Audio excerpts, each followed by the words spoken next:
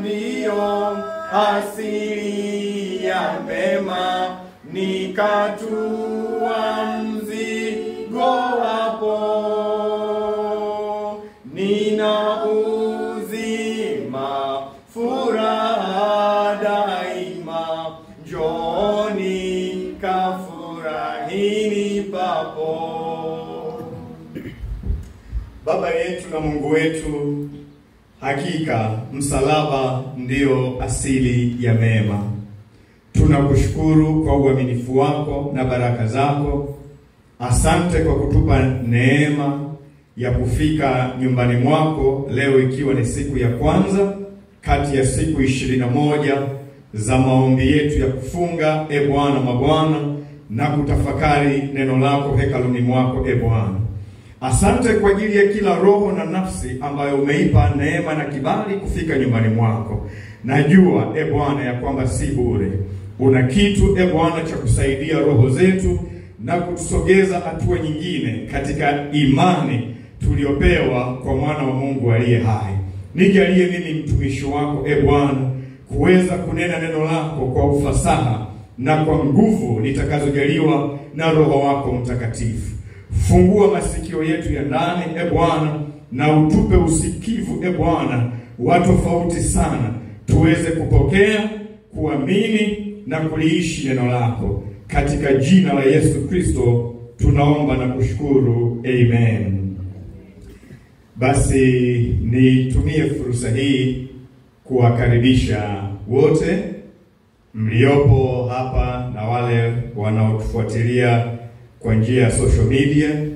Niwakaribishe leo, ikiwa ni siku ya kwanza katika siku 21 ambazo Bwana ametupa kwa ajili ya kufunga, kuomba na kujifunza neno lake. Ninaamini kabisa hizi siku 21 ni siku ambazo zimebeba utukufu wa kipekee, na kwa hakika zitakwenda kubadilisha maisha yetu kwa namna ambavyo hujawahi kuona. Na somo ambalo Mungu ametupa lina kichwa chenye maneno yanayosema, je, mawazo yako ni mawazo ya Mungu? Je, mawazo yako ni mawazo ya Mungu? Sasa kule kwenye daftari yako unaweza kuandika, je, mawazo yangu ni mawazo ya Mungu? Je, mawazo yangu ni mawazo ya Mungu? Na vifungu vya maneno ya Mungu, vya neno la Mungu ambavyo tutasimamia vinatoka kwenye kile kitabu cha Isaya, Nabii Isaya sura ya 55 na mstari ule wa 6 mpaka wa 13. Isaya sura ya 55 mstari ule wa 6 mpaka wa mstari wa 6 mpaka wa 13. Biblia inasema namna hii: Mtafuteni Bwana maadamu anapatikana, muiteni maadamu yu karibu. Mtu mbaya na aache njia yake, na mtu asiye haki aache mawazo yake, na amrudie Bwana, naye atamrehemu, na arejee kwa Mungu wetu, naye atamsamehe kabisa. Maana napenda mistari, mawazo yangu si mawazo yenu, wala njia zenu si njia zangu, asema Bwana. Kwa maana kama vile mbingu zilivyo juu sana kuliko nchi, kadhalika njia zangu zi juu sana kuliko njia zenu, na mawazo yangu kuliko mawazo yenu.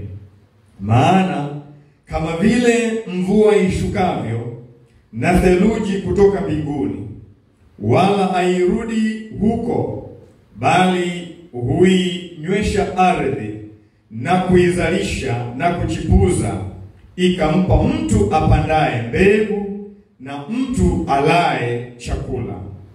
Ndivyo litakavyokuwa neno langu litokalo katika kinywa changu, halitanirudia bure, bali litatimiza mapenzi yangu, nalo litafanikiwa katika mambo yale niliyolituma.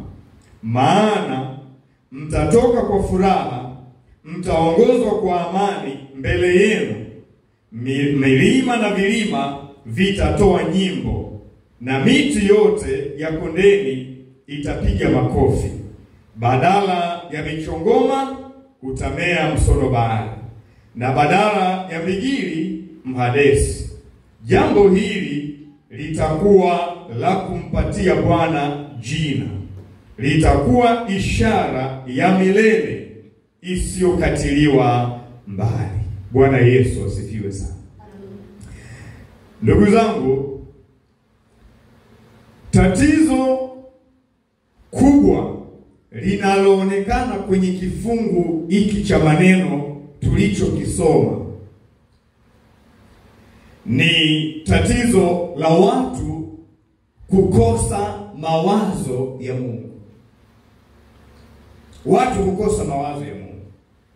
Ndio maana kichwa chetu cha somo kinasema, je, mawazo yako ni mawazo ya Mungu? Na mstari wa 8 ametueleza kabisa, anasema maana mawazo yangu si mawazo yenu. Maana mawazo yangu si mawazo yenu. Hili ndilo tatizo. Na Roho Mtakatifu anataka ujiulize swali, mawazo yangu ni mawazo ya Mungu? Biblia inatujibu, mawazo yetu sio mawazo ya Mungu. Hilo ni tatizo. Hilo ni tatizo. Kwa sababu kila jambo kwenye maisha limebeba mawazo ya Mungu. Iwe ni ndoa, ndoa imebeba mawazo ya Mungu. Iwe ni maisha yako binafsi, uliumbwa kwa wazo la Mungu na utaishi kwa wazo la Mungu. Umekosa wazo la Mungu, huwezi kwenda kwenye njia Mungu anayoitaka. Utumishi wetu umebeba mawazo ya Mungu. Kwa hiyo kama mawazo yetu sio mawazo ya Mungu, unaweza kuona jinsi ambavyo maisha yako yataharibika. Unaweza kuona jinsi ambavyo ndoa yako haiwezi kuwa kwenye mpango wa Mungu. Unaweza kuona utumishi wako utakavyoyumba. Kwa sababu mtu anapokosa mawazo ya Mungu ni kama treni iliyoacha reli. Kama treni iliyoacha reli, haiwezi kusafiri vizuri. Mtu ambaye mawazo yake sio mawazo ya Mungu ni kama treni iliyoacha njia. Kama ni maisha yako ya ujana, lazima utavuruga. Kama ni maisha ya utumishi, lazima utavuruga. Kama ni maisha ya ndoa, lazima utavuruga. Maana ni treni iliyoacha njia. Ndio maana nasema mawazo yenu sio mawazo yangu, na kwa sababu hiyo njia zenu sio njia zangu, asema Bwana. Maana yake, kwa sababu tumekuwa na mawazo ambayo sio ya Mungu, hata njia zimekuwa sio za Mungu tena. Tumeacha reli. Bwana Yesu asifiwe. Bwana Yesu asifiwe sana.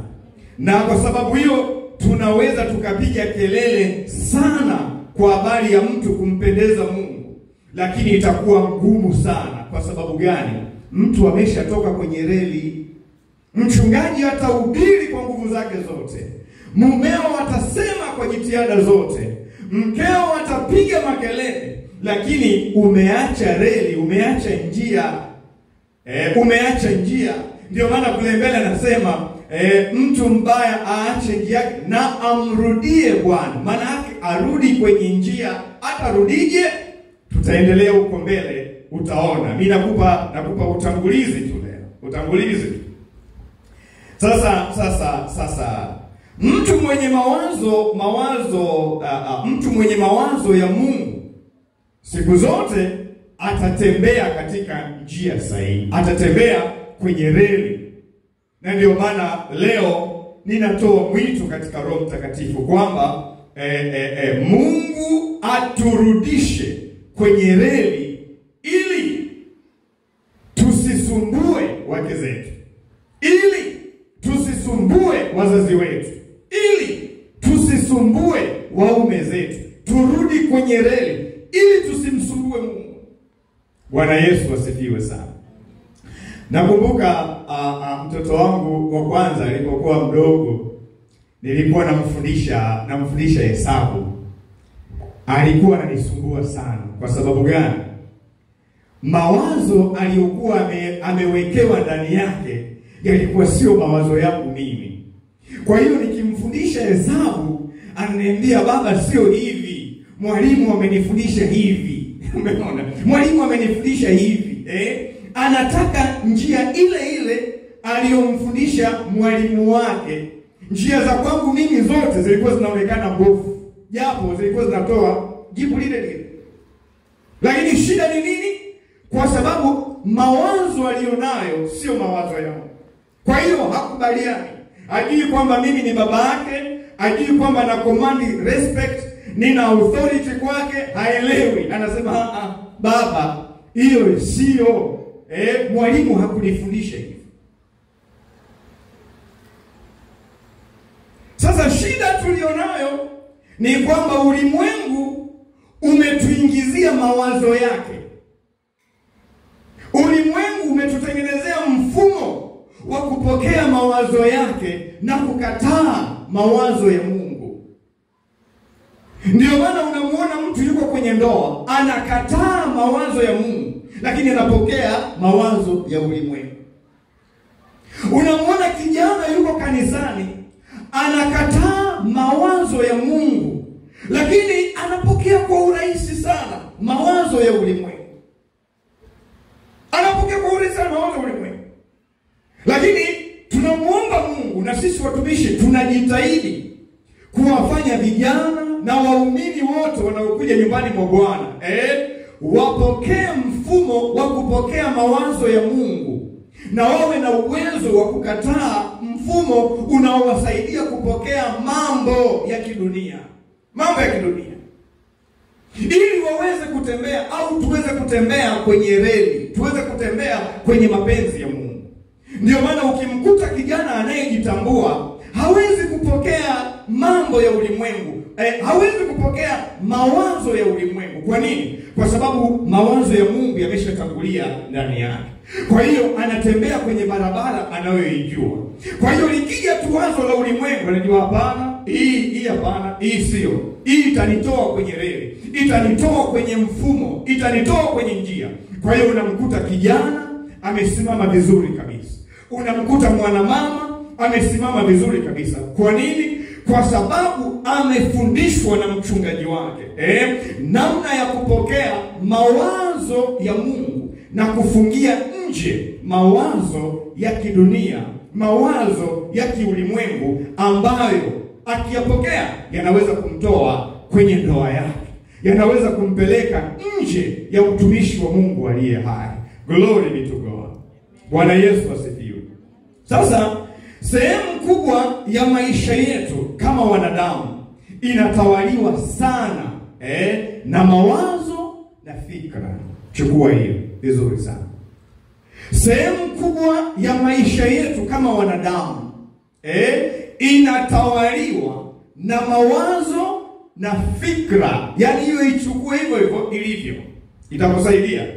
Kwa sababu mawazo ndiyo yanatengeneza njia. Anasema mawazo yenu sio mawazo yangu, na kwa sababu hiyo njia zenu sio njia zangu. Kwa sababu mawazo yenu yangekuwa mawazo yangu, au mawazo yangu yangekuwa mawazo yenu, yangewatengenezea njia, Lakini kwa sababu mawazo ya Mungu, mawazo yetu sio mawazo ya Mungu, yameshindwa kututengenezea njia. Ndiyo maana hivyo ulivyo, hivyo unavyoonekana, hivyo unavyovaa, hivyo unavyoongea, hivyo unavyofanya maamuzi ni matokeo ya kile unachokiwaza. Ni matokeo ya vile unavyowaza. Ndiyo maana unaweza ukavaa ulivyovaa, ndiyo maana unaweza ukaongea unavyoongea, ndiyo maana unaweza ukatenda ulivyotenda. Mambo yote yako kwenye fikra na mawazo. Ndiyo maana umekuja leo ibadani. Kwa sababu gani? Fikra na mawazo vilikusukuma, vilikwambia huwezi kukaa, saa imefika, nenda ibadani. Ndiyo maana mguu ukachukua hatua, ukatoka nyumbani ukaja. Kwa sababu gani? Mambo yalianza kwenye mawazo, kwenye fikra. Lakini fikra zako zingekwambia umechoka bwana, kwanza una kazi nyingi hujamaliza hapa nyumbani, mguu ungekataa, usingeweza kunyanyua. Ungesema kwani wewe uone kwanza umechoka, utaenda kesho. Si ziko siku 21, utaenda kesho bwana. Kwa hiyo ungejikuta umekaa. Kwa hiyo kufanikiwa kwako na mambo yote kwenye maisha yako yanategemea sana na aina ya mawazo ulionayo, na namna unavyowaza, namna unavyofikiri. Bwana Yesu asifiwe. Naomba Mungu akupe neema tutembee wote na somo hili mpaka tutakapofikia mwisho wake. Somo hili nitalihubiri kwa wiki moja, alafu wiki nyingine watachukua wenzangu. Lakini jitahidi ufike mwisho ili upate kitu ambacho kinachoeleweka. Ukiangalia kwenye Mathayo sura ile ya 16.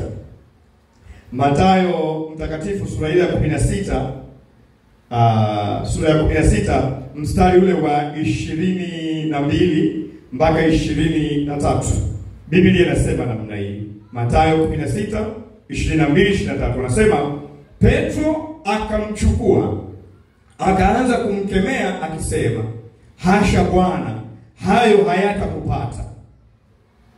Akageuka akamwambia Petro, nenda nyuma yangu Shetani, ukikwazo kwangu. Angalia maneno yanayofuata, maana huyawazi yaliyo ya Mungu bali ya wanadamu. Bwana Yesu asifiwe sana. Akageuka akamwambia Petro, nenda nyuma yangu Shetani, ukikwazo kwangu, maana huyawazi yaliyo ya Mungu bali ya wanadamu. Yesu aliyaona mawazo ya Petro katika maneno Petro aliyokuwa anamwambia. Kwa sababu Biblia inasema anenayo mtu ni yale aliyoujaza moyo wake, ni yale anayoyawaza. Na Yesu alikuwa anawaambia kwamba imempasa mwana wa Adamu kwenda kuteswa, atakamatwa, atateswa, atashtakiwa, sijui hivyo. Petro akaingiziwa wazo na adui kumzuia Yesu asiende kwenye njia ya msalaba. Akamwambia, Bwana, haitatokea hivyo, hayatakupata hivyo. Aliweka ubinadamu wake, aliweka mawazo yake ya kibinadamu yaliyochanganyika na mawazo ya kishetani ili kumzuia Yesu. Lakini Yesu akagundua, akamwambia, rudi nyuma Shetani. Rudi nyuma Shetani. Maana yake nini? Maana yake hilo wazo hilo nyuma yake yuko Shetani. Alafu anamwambia ukikwazo, kwa sababu huyawazi yaliyo ya Mungu bali ya wanadamu. Kwa hiyo kuna mawazo ya kibinadamu na kuna mawazo ya kishetani yameungamanika, yakimwekea Yesu kikwazo asitimize mapenzi ya Baba yake. Ndiyo maana kuna mawazo ya Mungu, kuna mawazo ya mwanadamu na kuna mawazo ya shetani. Mawazo ya mwanadamu yanafanya kazi kwa karibu sana na mawazo ya shetani. Kwa sababu huruma ya Petro ilikuwa ni ya kibinadamu, lakini isiyokuwa na mapenzi ya Mungu. Kwani jamani, kuna ubaya gani kumuonea huruma Yesu Kristo kwamba usiende kuumia Bwana, usiende kuteswa kama binadamu? Kuna shida gani? Lakini sio kila huruma ya kibinadamu inakusaidia kutekeleza mapenzi ya Mungu. Hapana. Kuna huruma nyingine za kibinadamu zinakuzuia usitende mapenzi ya Mungu aliye hai. Zinakuzuia. Kwa mfano rahisi tu. Chukulia mtu kama Anania na Safira. Anania na Safira waliahidi kanisani kwamba wao watauza kiwanja chao. Alafu mauzo watakayoyapata watayaleta nyumbani mwa Bwana. Wataleta nyumbani mwa Bwana. Lakini walipouza kile kiwanja, pesa ilipokuja mkononi, wakasema hii pesa ni nyingi sana. Labda na washauri waliokuwa nao wakaanza kuwaonea huruma kusema mnapelekaje hii pesa kanisani na nini mna umaskini wa kutosha? Pesa hii yote. Huruma ya kibinadamu isiyo na mapenzi ya Mungu. Wasijue kwamba waliposema ile ahadi yao tu kanisani kwamba watauza kiwanja, Mungu alishachukua. Alishapokea. Waliposema tu kanisani, walipoweka ile agano, tutauza kiwanja, alafu pesa tutaileta, Mungu alishapokea. Kilichobakia kilikuwa ni utekelezaji. Kwa hiyo mawazo ya kishetani yalipokuja, yakaingia na huruma ya kibinadamu. Kwanza sijui sijalipa school fees ya watoto, kwamba sijui nini, walisahau kwamba walishaweka ahadi kwa Bwana. Kwa hiyo mawazo ya kibinadamu yalipochanganyika na ya kishetani, yakawazuia kutenda mapenzi ya Mungu. Nini kilifuata? Mungu akasema msinidharau. Mimi sio mtoto mnanipa alafu mnaninyang'anya. Haiwezekani. Wakauawa. Mnajua hiyo story vizuri. Lakini nikupe mfano mwingine. Paulo wakati anakwenda Yerusalemu kumtumikia Mungu kule, ulitoka unabii. Walipokuwa wanafanya maombi ukatoka unabii. Nabii mmoja anaitwa Agabo akawa amechukua mshipi, mkanda wa Paulo, akajifunga kiunoni namna hii. Akajifunga kiunoni. Akasema akajifunga miguu na mikono, sio kiunoni, miguu na mikono. Akasema mtu mwenye mshipi huu, hivi ndivyo atakavyofanywa atakapofika Yerusalemu, na atapata mateso na hivi na hivi. Sasa ule unabii ulikuwa umetoka sehemu kama tulivyo hivi. Waumini wakaanza kulia, wakaanza kusikitika, wanamwambia Paulo usiende, utauawa na nini. Paulo akawaambia, akaangalia ile huruma yao ile. Akawaambia, kwa nini mnanivunja moyo? Kwa nini mnasema mambo haya kunivunja moyo? Mimi niko tayari, sio kuteswa tu, lakini hata kuuawa kwa ajili ya jina la Bwana. Huruma yenu ni sawa, ni huruma, lakini ni huruma ya kibinadamu ambayo inatumiwa na shetani kunizuia nisiende kuyatenda mapenzi ya Mungu aliye hai. Na wakati huo Mungu alishamwambia vifungo na mateso vinakungoja kule Yerusalemu. Imagine. Kama Mungu alijua vifungo na mateso vinamngoja, na yeye Mungu ana uwezo wote, kwa nini asiwasukume wale watakaomtesa na nini? Anawaacha wamtese. Hapo ndio tunasema muache Mungu awe Mungu. Glory be to God. Muache Mungu awe Mungu. Kwa sababu kuna mambo mengine hata ukijiuliza hutapata majibu yake mpaka unaondoka hapa kaburini. Kwa nini mimi Mungu? Kwa nini Mungu mimi? Kwa nini Mungu mimi? Kwa nini? Hutapata majibu yake. Wewe ukishafika point hiyo, tumwambie Mungu, nimetambua wewe utabaki kuwa Mungu katika mazingira yote. Nimeelewa unachofanya au sijaelewa unachofanya kwenye maisha yangu, wewe utabaki kuwa Mungu. Wewe utabaki kuwa Mungu. Umenisaidia kama nilivyotaka au hukunisaidia kama nilivyotaka. Umejibu kama nilivyoomba au hukujibu kama nilivyoomba. Wewe kwangu utabaki Mungu, utabaki kuwa Mungu. Glory be to God. Bwana Yesu asifiwe sana. Haleluya kwa mwana kondoo. Kwa hiyo mawazo yasiyo ya kimungu siku zote ni kikwazo katika mpango au makusudi ya Mungu aliye hai. Anamwambia Petro, Yesu anamwambia Petro, ukikwazo kwangu kwa sababu huyawazi yaliyo ya Mungu bali ya wanadamu.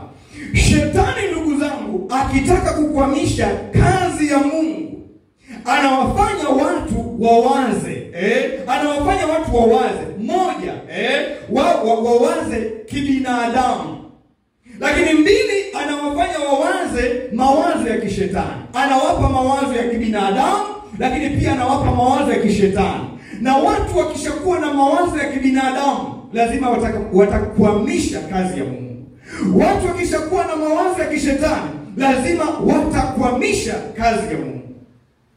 Ndio maana siku zote unapokuwa nyumbani mwa Bwana, jiulize. Unapokuwa kwenye ndoa yako, unapokuwa kwenye maisha, jiulize, haya mawazo ni ya ubinadamu wangu, au haya mawazo ni ya shetani, au haya mawazo ni ya Mungu aliye hai? Glory be to God. Mawazo ya Mungu aliye hai huwa hayaoni kushindwa. Mawazo ya Mungu aliye hai huwa hayana kukata tamaa. Mawazo ya Mungu aliye hai huwa hayana hofu. Mawazo ya Mungu aliye hai huwa hayana woga. Glory be to God. Wana wa Israeli walipokuwa wanakwenda Kanaani, Musa akawatuma waende wakaipeleleze ile nchi. Alituma wapelelezi 12. Wapelelezi 10, Biblia inasema walikuja na habari mbaya. Mawazo yao yalikuwa yameshajaa ubaya, lakini wapelelezi 2 walikuwa wamejaa habari njema. Wale wapelelezi 10 walikuwa wana mawazo ya kushindwa, walikuwa na mawazo ya woga, walikuwa na mawazo ya kibinadamu, mawazo ya kishetani. Wakasema, kweli tumefika kwenye ile nchi, ni nzuri, ina matunda, ina nini, lakini watu tuliowaona wanakula watu, ni mijitu, na sisi wenyewe tukajiona kama tu mapanzi, wale ni majitu. Kwa nini? Walikuwa na mawazo ya kibinadamu na waliingiziwa mawazo ya kishetani. Kwa sababu hiyo wakalia, wakaufanya mkutano mzima wasisikie kusonga mbele. Wakaufanya mkutano mzima wasahau ahadi ya Mungu. Wakaufanya mkutano mzima wasimuone Mungu katika ukuu wake. Lakini walikuwa vijana 2, Joshua na Caleb. Wakamwambia Musa, hapana, twende, yamkini Bwana atawatia hawa watu mikononi mwetu, kwa sababu hawa watu ni chakula chetu. Kwa sababu gani? Joshua na Caleb walikuwa na mawazo ya kimungu. Mawazo ya kimungu yaliwafungulia njia. Mawazo ya kimungu yaliwaonyesha possibilities. Mawazo ya kimungu yaliwaondolea hali ya kukata tamaa. Mawazo ya kimungu yaliwaondoa woga. Wakasema twende, kwa sababu mawazo ya Mungu yanafunua ahadi ya Mungu. Mawazo ya Mungu yanafunua uwezo wa Mungu. Mawazo ya Mungu yanafunua makusudi ya Mungu. Watoto wangu, lengo la siku hizi 21 ni kumshukuru Mungu kwa ajili ya mwaka huu wa 2025, lakini kumuomba Mungu atutengenezee njia ya 2026. Hatuwezi tukaingia 2026 kwa mawazo ya kibinadamu. Hatuwezi kuingia 2026 kwa mawazo ya kishetani. Tutasikia hofu kwenye ndoa zetu, tutasikia kukata tamaa kwenye maisha yetu, tutasikia woga kwenye maisha yetu. Lengo la semina hii ni kupokea ujasiri ili tuingie 2026 kwa ujasiri. Tuingie 2026 tukimtumaini Mungu aliye hai. Tuingie 2026 tukiziona ahadi za Bwana. Tuingie 2026 tukitawaliwa na mawazo ya kimungu, lakini sio mawazo ya kishetani wala sio mawazo ya kibinadamu. Haleluya kwa mwana kondoo. Ningekuwa mimi ndio wewe moyoni mwangu, ningeanza kumwambia Bwana, ninakataa woga. Ninaomba unipe ujasiri. Ninaomba unipe kulitumainia neno lako. Ninaomba unipe mawazo ya kimungu yatakayonifungulia njia kwenye ujana wangu 2026. Yatakayonifungulia njia kwenye usichana wangu 2026. Ninaomba mawazo ya kimungu yatakayonifungulia njia kwenye ndoa yangu na utumishi wangu mwaka wa 2026. Glory be to God. Njia haiwezi kufunguka kama hauna mawazo ya Mungu aliye hai. Njia haiwezi kufunguka kama una mawazo ya kibinadamu, kama una mawazo ya kishetani yatakayokupa woga, yatakayokupa ujione mnyonge, yatakayokupa ujione dhaifu. Nataka nikwambie nikwambie namna hii, hatuingii 2026 kwa mawazo yetu wenyewe. Tunaingia 2026 tukitanguliwa na nguvu za Mungu aliye hai. Haleluya kwa mwana kondoo. Glory be to God. Haijalishi 2025 imekuwa changamoto kiasi gani, haijalishi tulishindwa kwa kiasi gani, haijalishi tulivurugwa kwa kiasi gani, Mungu anatenda jambo jipya, nalo litachipuka kwenye ndoa zetu. Mungu anatenda jambo jipya, nalo litachipuka kwenye kanisa letu. Haleluya kwa mwana kondoo. Glory be to God. Jesus. Labda aina ya mawazo hayo yote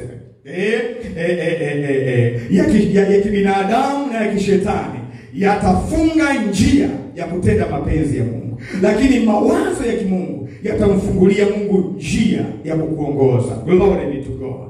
Labda nikupe mfano rahisi. Ukiangalia yale yanayoendelea katika nchi yetu hivi sasa, unaweza ukaona ni dalili ya kuwa mawazo ya Mungu yamekosa nafasi kwenye taifa.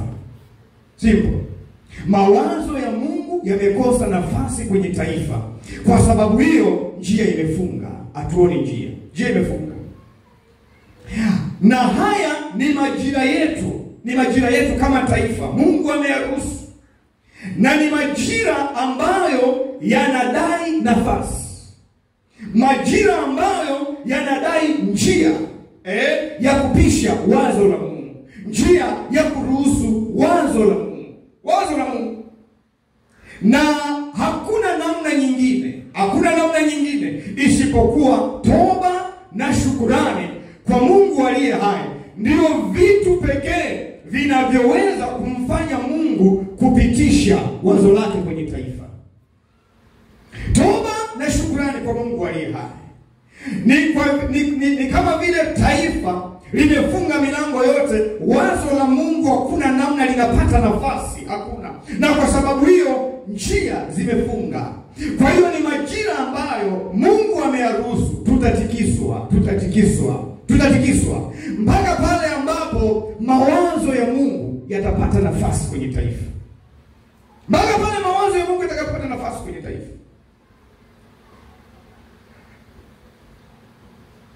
Toba na shukrani kwa Mungu ndio vitu pekee vinavyoweza kumfanya Mungu kupitisha wazo lake kwenye familia, kwenye kanisa, kwenye taifa. Nikupe mfano rahisi. Muangalie Farao. Ilikuwa ni ngumu sana kwa Farao kupokea wazo la Mungu kuhusu kuwekwa huru kwa wana wa Israeli na kukomeshwa kwa mateso juu ya wana wa Israeli. Farao alipopelekewa wazo la Mungu alikataa. Alisema Mungu ndio nani? Bwana ndio nani hata nimsikilize? Bwana ndio. Maana yake alifunga mlango wa wazo la Mungu kupata nafasi kwake. Wazo au mawazo ya Farao yalikuwa ni ya kwake, lakini yalikuwa pia ya kishetani. Kwa hiyo hayakuweza kuruhusu mawazo ya Mungu yapite.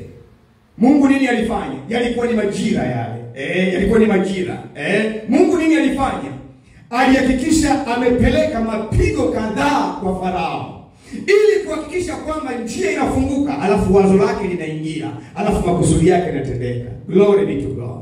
Nitakuonyesha huko mbele. Hata wewe ukiwa mbishi kama kijana, kama baba kwenye ndoa, kama mama, ni mbishi wa kupokea wazo la Mungu. Kila yakija unafunga namna hii. Mawazo yako na mawazo ya shetani ndio unayafungulia nafasi.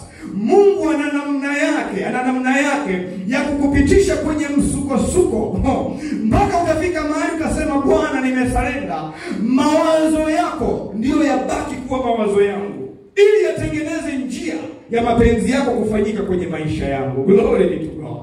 Bwana Yesu asifiwe. Haleluya.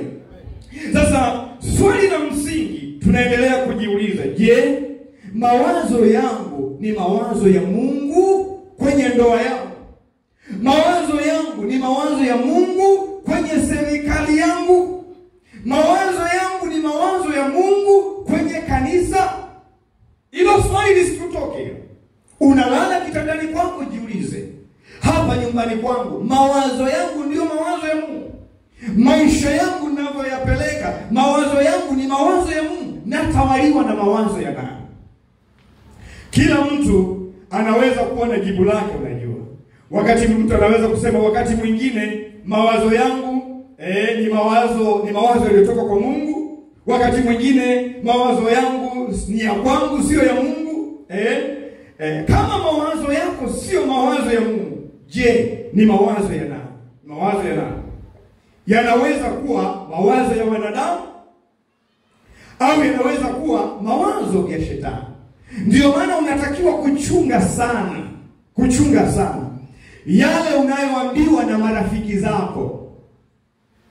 Petro alikuwa ni rafiki mkubwa wa Yesu Kristo, lakini alikuwa ni bwana wake.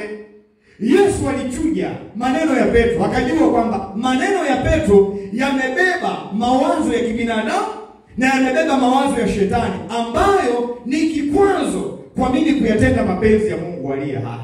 Kwa hiyo wewe rafiki uliye naye unamwangalia kwa jinsi ya nje, lakini utayajua mawazo yake, utayapima mawazo yake kupitia maneno anayosema au ushauri anaokupa. Utachuja, utajua kwamba haya maneno au huu ushauri ni wa kibinadamu na ama umebeba wazo la Ibilisi. Kuwa jasiri na kukataa wazo hilo, kwa sababu litakutoa kwenye reli. Wewe mwangalie Hawa. Kilichomkosti Adam na Hawa ni nini? Ni kwa sababu Hawa alipokea wazo la shetani, akaacha wazo la Mungu. Shetani anamwambia eti hivi ndivyo Mungu alivyosema, akaanza kumwingizia maneno yake. Hawa akamwambia hapana, Mungu hajasema hivyo bwana. Mungu katuambia tule matunda ya mti bustani yote kasoro mti huo wa katikati. Yeye akamwambia hapana bwana, Mungu anawadanganya, hamtakufa mkila. Akageuza akamfanya Hawa, akamuondolea Hawa mawazo ya kimungu au mawazo ya Mungu, alafu akaingiza mawazo ya kwake. Nini kilitokea? Maana alimtoa Hawa kwenye njia, alimtoa kwenye reli. Mpaka leo tunapata shida kwa sababu tu ya wazo la shetani lililoingia ndani ya Hawa. Mpaka leo. Ndio maana wazo utakalolikubali na shetani kwako linaweza likaja kuwa na athari mpaka kwa watoto wako, kwa sababu wazo ndio linalokupelekea kwenye maamuzi. Wazo ndio linalokupelekea kwenye utendaji. Wazo ndio linalokupelekea kwenye utekelezaji. Unaweza ukafanya mambo ambayo utakuja kuregret na athari zake ni mpaka kwenye kizazi chako kinachokuja.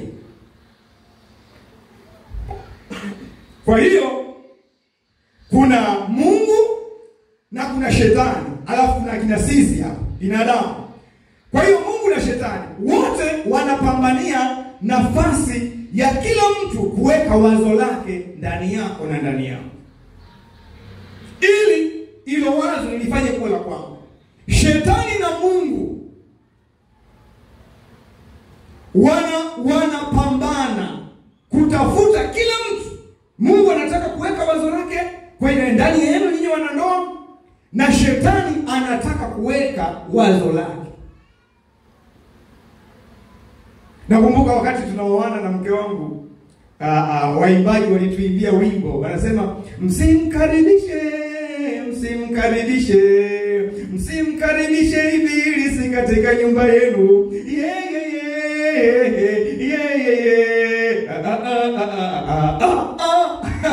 Nakumbuka ilikuwa ni wimbo uliobeba ujumbe kwamba msimkaribishe shetani katika ndoa yenu, msimpe nafasi ya kuweka wazo. Baba, ukimpa shetani ya kuweka wazo, utaharibu wazo lake shetani, utaharibu ndoa yako. Mama, ukiruhusu wazo la shetani, utaharibu. Msimkaribishe.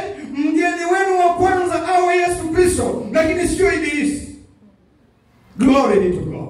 Kwa hiyo akitaka kuweka wazo la kiburi, unalipunch unalipanchi namna hii. Akitaka kuweka wazo la jeuri kwa mmeo, unalipanchi namna hii. Akitaka kuweka wazo la hasira, unalipanchi namna hii. Akitaka kuweka wazo, unalipanchi namna hii. Kwa sababu ukimkaribisha madhara yake hujawahi kuona. Utafanya mambo ambayo utaregret maisha yako yote. Bwana Yesu asifiwe sana. Kwa sababu hiyo, hivyo ulivyo au hivi nilivyo ni matokeo ya ama kuwa na mawazo ya Mungu au kuwa na mawazo ya shetani. Kwa sababu wazo la shetani ndio linakutengeneza unakuwa kama shetani, na wazo la Mungu linakutengeneza unakuwa kama Mungu. Ukimwona mtu ana chuki na anakwenda anaitekeleza chuki, ujue alitengenezewa wazo la shetani, kwa sababu chuki haitokani na Mungu. Chuki ni mpango wa Ibilisi. Kwa hiyo ukiona tu una chuki na unaitekeleza, ujue alishakupata siku nyingi. Amekuwekea wazo la kumchukia mtu, akakuonyesha kabisa na sababu za kumchukia, alafu akakupa utayari wa kumchukia, alafu unatekeleza. Utatumia maneno, utatumia na vitendo, ujue wewe umeshatekwa nyara. Lakini ukimwona mtu anasema hata kama amefanya hivyo sawa, lakini mimi namwachia Mungu, nimemsamehe, ujue huyo mtu ana wazo la kimungu. Ndio maana amepewa moyo wa kimungu, na ndio maana anajitenga na ubaya, anatafuta lililo jema hata kama yeye ametendewa ubaya. Glory be to God. Ukimwona mtu mimi siwezi kusamehe, siwezi, ujue wazo la kutokusamehe sio la Mungu wanangu. Wazo la kutokusamehe ni la shetani, na kwa sababu hiyo umemwacha shetani kashataga wazo lake pale. Kwa hiyo wewe unakaa, siwezi, wewe usisamehe, wewe nani? Kwani wewe umewafanyia wengine mangapi mpaka wewe usisamehe? Wewe nani? Wewe Mungu angetangaza namna hiyo, wewe ungekuwepo, wewe leo ungekuwepo. Kwa hiyo umemwacha shetani ametaga wazo lake la kutokusamehe. Usimruhusu, mruhusu Mungu atage wazo lake la kusamehe. Leo tulipo kwenye fellowship nyumbani na watoto wangu, tukasoma ile Warumi anasema kwamba tangu tulipokuwa tungali wenye dhambi, Kristo alikufa kwa ajili yetu. Mungu anaonyesha pendo lake yeye mwenyewe. Anaonyesha pendo lake yeye mwenyewe. Tangu tulipokuwa wenye dhambi, sio kwamba tumekuwa wasafi, tayari ni wachafu, tumemkosea, lakini yeye alichagua kutupenda. Alichagua kutusamehe, akachagua kutuonyesha kwa vitendo kwamba pamoja na kwamba mmenikosea, vitendo vyangu ni hivi, na wapenda na kufa pale msalabani. Wewe unapata wapi ujasiri wa kumkataa mtu kwa sababu ya ubaya wake? Unaupata wapi wewe ujasiri? Wakati wewe ulipendwa hivyo hivyo na ubaya wako. Mungu hajakupenda wewe kwa sababu wewe ni mzuri. Ndio maana watu wengine hawajui, wanasema yule mlevi anakwenda nini kufanya, anakwenda nini kwa kanisani. Mungu hakupendi wewe kwa sababu eti umekuwa ni mtakatifu. Mungu anaanza kukupenda ukiwa hivyo mchafu, hivyo hivyo mlevi, alafu anakubadilisha. Ukishauona upendo wake sasa, kweli Mungu jamani amenipenda hivi mimi na ulevi wangu, unashangaa kiu inaanza kuondoka, unaanza kumheshimu Mungu aliye hai. Lakini Mungu asemi kwanza eti ngoja ubadilike uache ulevi ndio mimi nitakupenda. Hapana, hayo ni mambo ya kibinadamu, hao ni wanadamu, sio Mungu. Sio Mungu. Ndio maana mpende mume wako hivyo alivyo. Mpende mke wako hivyo alivyo. Mpende mchungaji wako hivyo alivyo. Mpende Mkristo wako hivyo alivyo. Utamwambia kwa upendo, hiki Mkristo wangu akifai, utaenda naye. Hiki mchungaji wangu akifai. Lakini huwezi kusema kwamba simtaki mchungaji kwa sababu sifanye hivyo. Wewe Mungu alikutaka ukiwa ulijisafisha mwenyewe. Ulijisafisha mwenyewe. Tutawasafisha waume zetu kwa mitazamo hii ya kimungu, kwa kuwa na mawazo ya kimungu. Tutawasafisha wake zetu au waume zetu kwa kuwa na fikra za kimungu. Bwana Yesu asifiwe sana. Au unajiuliza swali la msingi, wewe unamtaka mwanaume mkamilifu, wewe umekamilika? Jiulize. Unamtaka mwanamke mkamilifu, mkamilifu, wewe umekamilika. Tunakamilishana wanangu kwenye hii safari, tunakamilishana. Ninakumbuka mtu mmoja mahali fulani alioa mwanamke. Yule mwanamke alikuwa mlevi sana. Ukimwekea kreti moja ya bia hapa anaifuta. Yule mwanaume akaenda kushtaki kwa baba mkwe, akamwambia mimi mtoto wako amenishinda. Baba mkwe akamwambia sasa unataka mimi nifanyeje mwanangu? Vumilia. Watu hubadilika. Vumilia. Yule mwanaume akarudi nyumbani kwake kwa huzuni kabisa. Haijapita miezi mke wake akaokoka.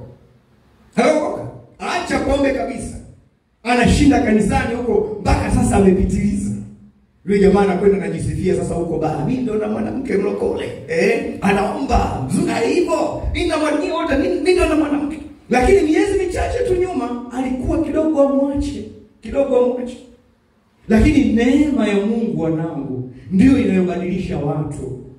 Watu hawabadilishwi na maneno yetu, ukali wa maneno yetu na hasira zetu. Watu hawabadilishwi hivyo. Watu wanabadilishwa kwa upendo wetu na neema ya Mungu aliye hai. Glory be to God.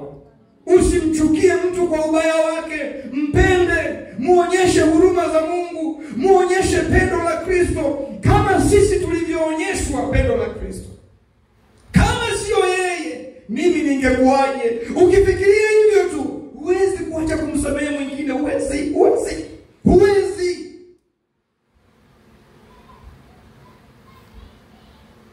Kuna mwanamke mwingine mahali fulani na yeye alikuja wakati nachunga kanisa na mchungaji, mimi nimechoka huyu mwanaume naachana naye.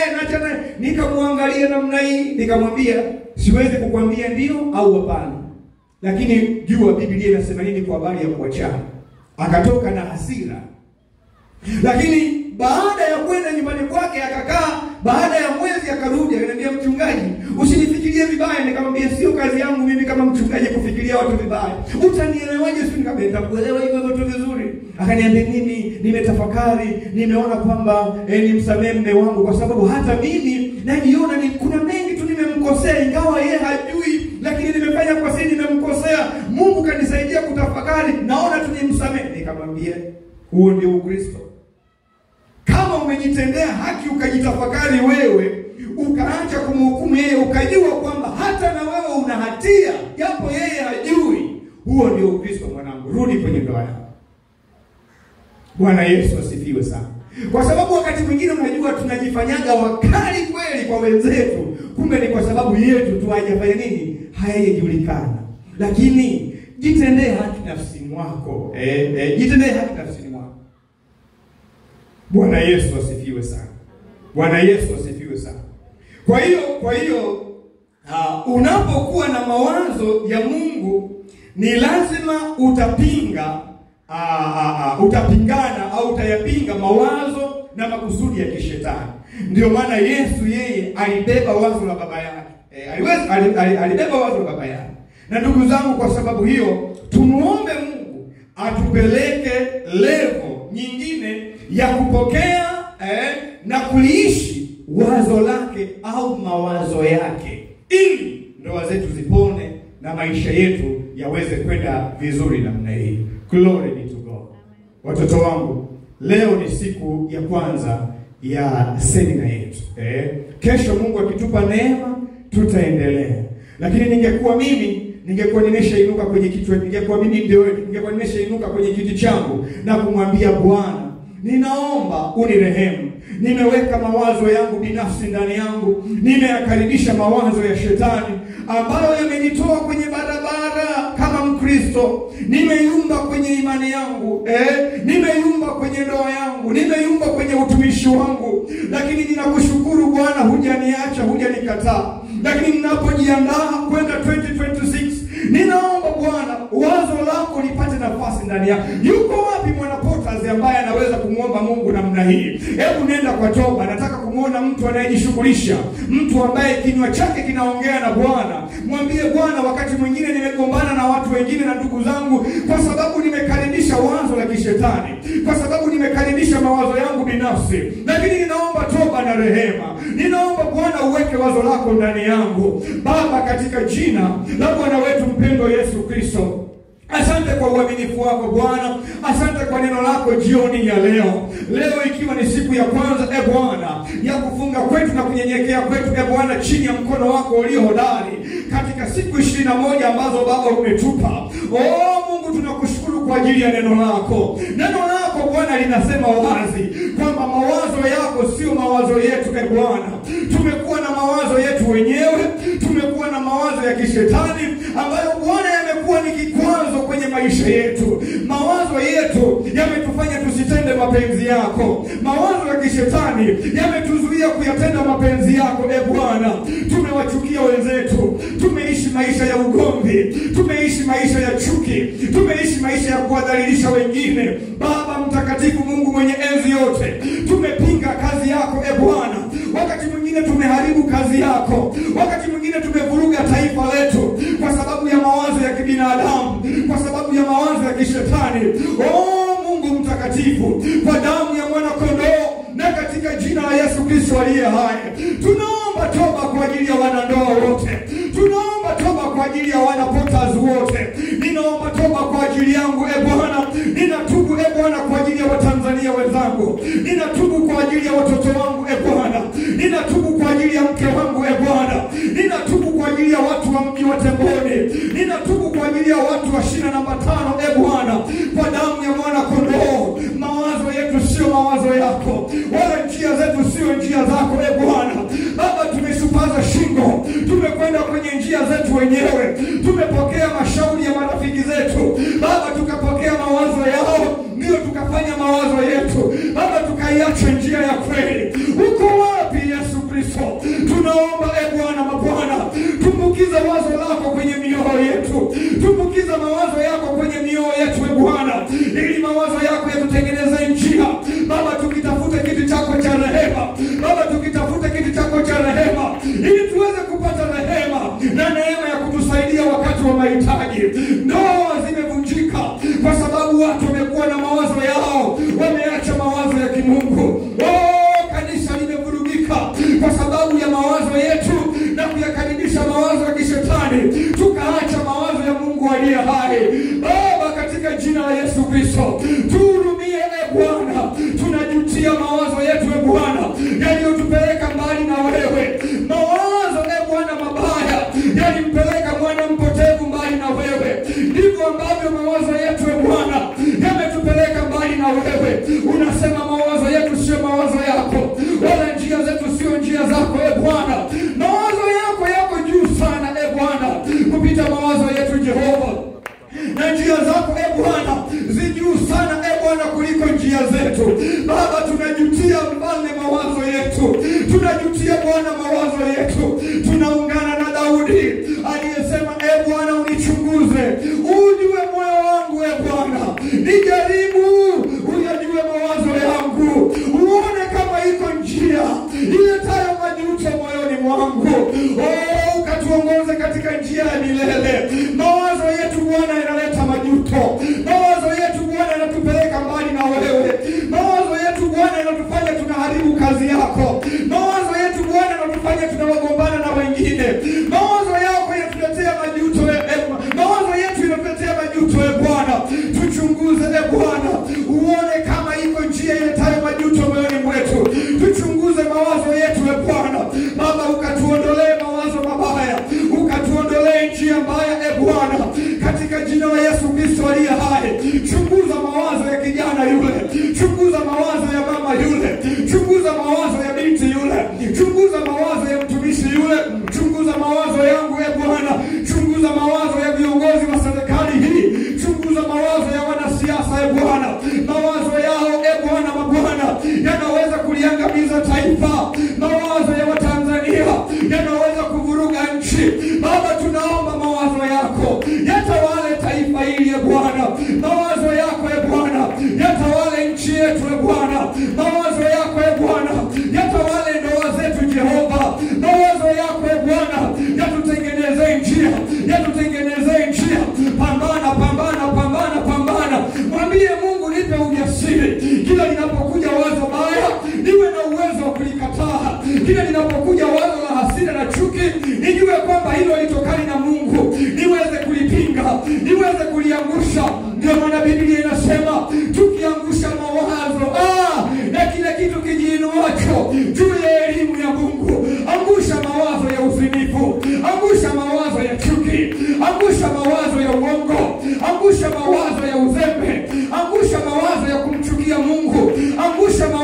kupenda anasa.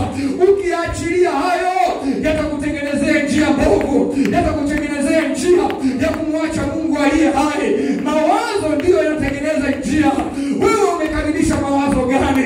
Ukiwa na mawazo mabaya, njia zako zitakuwa mbaya.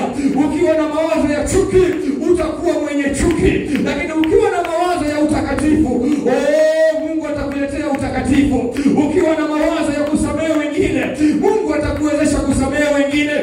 Kwa damu ya Yesu Kristo aliye hai, na kwa moto wa Roho Mtakatifu, katika jina la Yesu Kristo aliye hai, na kwa damu ya mwana kondoo. Baba, mawazo yako yakatamalaki katika mji huu. Mawazo yako yakatamalaki katika mji huu. Tunawaweka watu wa mji huu, Bwana, waliojawa na chuki, waliojawa na hasira, waliojawa na mawazo ya uuaji. Baba, tunaangusha mawazo ya chuki, tunaangusha mawazo ya uuaji, tunaangusha mawazo ya hasira, tunaangusha mawazo ya dhambi, tunaangusha Bwana kwa damu ya mwana kondoo. Na katika jina la Yesu Kristo tunaachilia Bwana mawazo ya Mungu aliye hai, katika jina la Yesu Kristo aliye hai.